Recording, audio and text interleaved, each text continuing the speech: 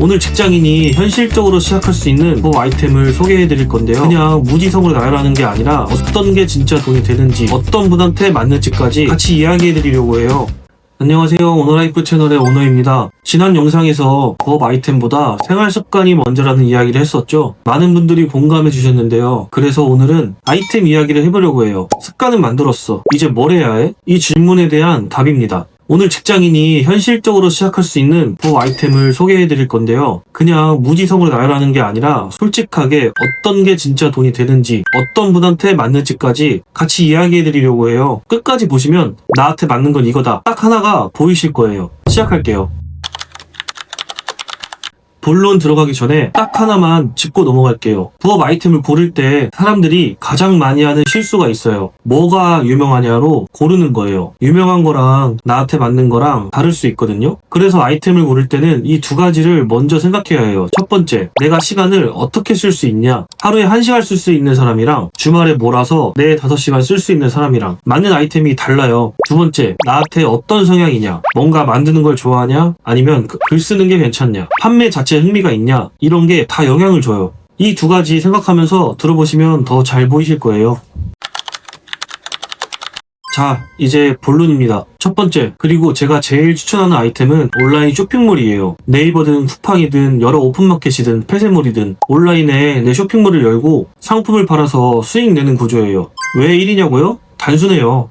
돈이 되거든요. 블로그나 유튜브는 수익이 나기까지 시간이 정말 오래 걸려요. 짧게는 6개월, 길게는 1년 이상을 버텨야 해요. 솔직히 말씀드리면 그 기간 동안 아무것도 안 들어오는 거예요. 열심히 하는데 통장은 그대로인 거죠. 근데 온라인 쇼핑몰은 달라요. 물론 자본금은 어느 정도 필요해요. 아예 공짜로 시작할 수 있다고 하면 거짓말이에요. 근데 그 자본금이 아깝지 않은 이유가 수익화가 압도적으로 빠르거든요. 상품 선정만 잘 되면 시작한 지 한 달 안에 수익이 나기 시작해요. 블로그, 유튜브랑 비교하면 이게 얼마나 차이 나는 건지 느껴지시죠? 그리고 또 하나 중요한 게 있어요. 비즈니스 확장이 가능해요. 블로그나 유튜브는 결국 나 혼자 콘텐츠 만드는 구조예요. 내가 글 안 쓰면 멈추고 내가 영상 안 찍으면 멈춰요. 근데 온라인 쇼핑몰은 달라요. 잘 팔리는 상품 하나 잡히면 거기서 카테고리를 넓힐 수 있고 상품 수를 늘릴 수 있고 나중엔 직원을 쓰거나 시스템화할 수도 있어요. 부업으로 시작했다가 나중엔 본업이 되는 경우가 이 쇼핑몰에서 제일 많이 나와요. 처음엔 월 50, 그게 월 100이 되고 월 300이 되고 결국 직장 그만두는 사람들이 이 루트에서 많이 나오는 거예요. 그만큼 확장성이 있는 구조예요. 내가 자는 동안에도 회사 다니는 동안에도 주문이 들어오는 거예요. 이게 진짜 부업이라고 생각해요. 그런데 온라인 쇼핑몰이라고 다 똑같은 게 아니에요. 크게 4가지 방식이 있거든요. 위탁 판매, 사입, 브랜딩, 제조. 이게 뭔지 하나씩 설명해 드릴게요. 첫 번째, 위탁 판매. 위탁 판매는 내가 재고를 갖고 있지 않아요. 고객이 주문을 하면 도매처에서 고객한테 바로 발송해주는 방식이에요. 내가 하는 건 상품 등록하고 주문 들어오면 도매처에 발주 넣는 것뿐이에요. 초기 비용이 거의 없어요. 재고를 쌓을 필요가 없으니까 자본금 부담이 제일 적은 방식이에요. 그래서 처음 시작하는 분들한테 진입장벽이 제일 낮은 방식이에요. 단점은요, 마진이 얇아요. 도매처랑 소비자 사이에 내가 끼어있는 구조라서 내가 가져가는 마진이 많지 않아요. 그리고 같은 상품을 다른 사람도 팔 수 있어요. 경쟁이 붙으면 가격 싸움이 돼요. 그래서 위탁 판매는 처음에 쇼핑몰 운영 감각을 익히는 단계라고 생각하는 게 맞아요. 두 번째, 사입. 사입은 내가 직접 재고를 사서 파는 방식이에요. 도매 사이트에서 상품을 미리 사놓고 내 쇼핑몰에서 파는 거예요.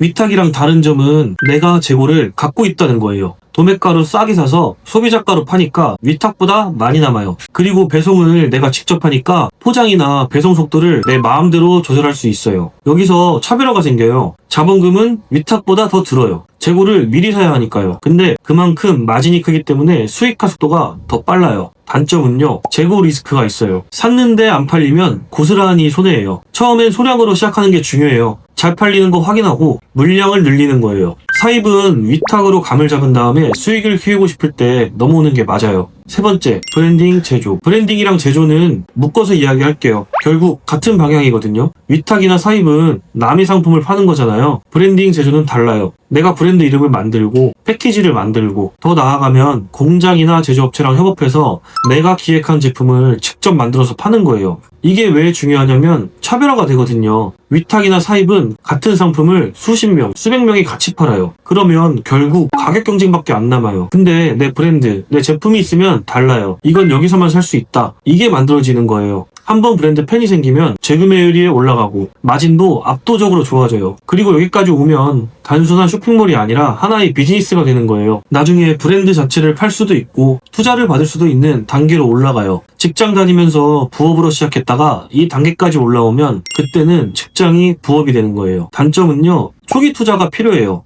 패키징, 제작비, 로고 디자인, 제품 기획까지 돈이랑 시간이 같이 들어가요. 그래서 브랜딩 제조는 처음부터 할 게 아니에요. 위탁이랑 사입으로 충분히 감잡고 수익이 나기 시작할 때 브랜드를 도전하는 단계예요. 그래서 어떤 순서로 가야 하냐고요? 처음 시작하는 분이라면 이렇게 가세요. 위탁으로 시작해서 쇼핑몰 운영 감각을 익히고 현금이 어느 정도 흐르면 사입으로 넘어가서 마진을 키우고 수익이 안정되면 브랜딩, 제조로 완전히 내 것을 만드는 거예요. 이 루트가 부업에서 사업으로 가는 가장 현실적인 길이에요. 한 번에 다 할 필요 없어요. 자본금이 부담되면 위탁으로 시작하면 되고 어느 정도 여유가 있으면 사입으로 바로 시작해도 돼요. 중요한 건 시작하는 거예요. 블로그 1년 하면서 수익 기다리는 것보다 쇼핑몰 한 달 운영하면서 첫 수익 내는 게 훨씬 동기부여가 돼요. 두 번째는 유튜브예요. 유튜브는 너무 경쟁이 심한 거 아니냐 이렇게 생각하시는 분 많은데요. 맞아요. 경쟁이 심해요. 근데 그렇다고 못할 건 아니에요. 유튜브의 핵심 수익 구조는 영상 광고 수익이랑 나중에 붙는 협찬이에요. 광고 수익은 조회수에 비례하고 협찬은 구독자 수랑 채널 신뢰도가 올라가면 업체에서 먼저 연락이 오기도 해요. 요즘은 얼굴 안 나오는 채널도 많이 잘 되거든요. 목소리만 나오거나 자막이랑 이미지만으로 가는 채널도 충분히 수익이 나요. 이런 분한테 맞아요. 한 가지 주제를 오래 이야기할 수 있는 분, 아니면 주말에 영상 찍고 편집할 시간이 있는 분, 결과 나오는데 시간이 걸려도 버틸 수 있는 분. 현실적인 기대치는요, 수익화 조건이 구독자 1000명, 시청 4000시간이에요. 여기까지 보통 6개월에서 1년은 봐야 해요. 대신 한번 궤도에 오르면 수익 규모가 커져요. 구독자 1만만 넘어가도 협찬이 붙기 시작하거든요. 단점은요, 초기 진입 장벽이 높아요. 편집 프로그램 배우는 시간도 필요하고 결과가 나올 때까지 버텨야 하는 기간이 길어요. 그래서 진짜 좋아하는 주제가 없으면 중간에 포기하기 쉬워요. 세 번째는 블로그예요. 솔직히 말씀드릴게요. 블로그로 큰돈 버는 거 쉽지 않아요. 블로그로 월 300 벌었다, 이런 영상들이 있는데 그건 정말 극소수예요. 그래서 블로그를 수익 수단으로 보기보다 다른 시각으로 접근하는 게 맞아요.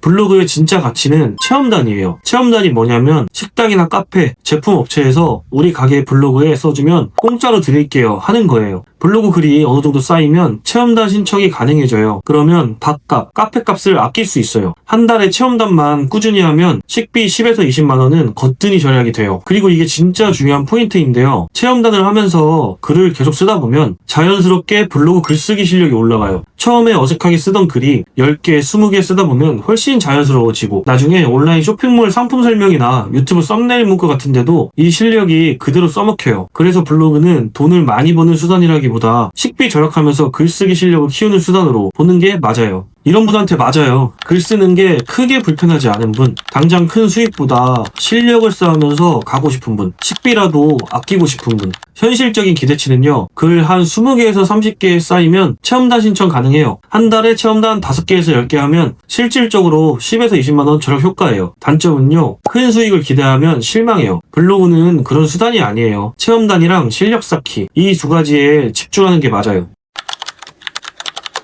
자, 세 가지 다 봤는데요. 다시 한번 정리할게요. 진짜 수익을 원하면 온라인 쇼핑몰. 이게 제일 빠르고 확장도 돼요. 상품 선정만 잘하면 직장 월급 뺨치는 수익도 가능해요. 부업으로 진지하게 돈을 벌고 싶다면 여기서 시작하세요. 영상이 편하고 긴 호흡으로 가고 싶으면 유튜브. 시간이 걸리지만 한 번 되면 규모가 달라요. 좋아하는 주제가 명확한 분한테 맞아요. 글 쓰는 게 괜찮고 실력도 키우고 싶으면 블로그. 큰 수익보다는 체험단으로 식비 아끼면서 글쓰기 실력 키우는데 의미가 있어요. 온라인 쇼핑몰이나 유튜브 할 때 그 실력이 자산이 돼요. 딱 하나만 말씀드리면요, 처음에는 하나만 하세요. 여러 개 동시에 하려다가 다 흐지부지 되는 경우가 정말 많아요. 하나 골라서 3개월 이상 해보는 게 어떤 아이템이든 하나도 안 하는 것보다 훨씬 낫습니다. 오늘 직장인 현실 부업 아이템 3가지 이야기 해봤는데요. 중요한 건 뭘 하든 지난 영상에서 이야기한 그 습관, 퇴근 후 한두 시간을 나에게 쓰는 것, 그게 먼저예요. 아이템은 그 다음이에요. 오늘 영상 도움이 됐다면 구독이랑 좋아요 눌러주시고요. 나는 이 중에 뭘 해볼 것 같다 댓글로 남겨주시면 다 읽어보겠습니다. 그럼 다음에 또 만나요. 감사합니다.